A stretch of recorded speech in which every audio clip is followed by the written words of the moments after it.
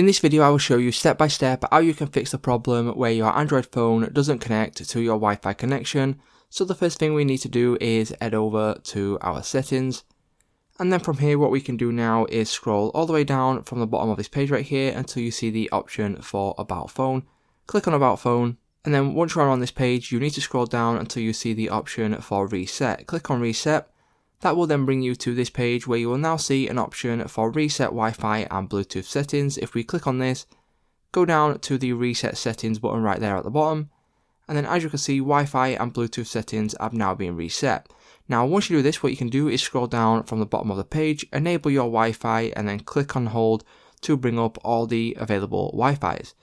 So as you can see, my Wi-Fi is now right here. If I click on this, that will then allow me to enter in my password.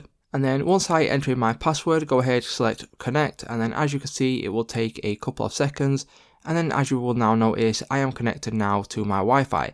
So it's just that simple, guys. That's how you can fix your Android phone not connecting to your Wi-Fi. If this video helped you out, please leave a like on today's video, and I will see you in the next one.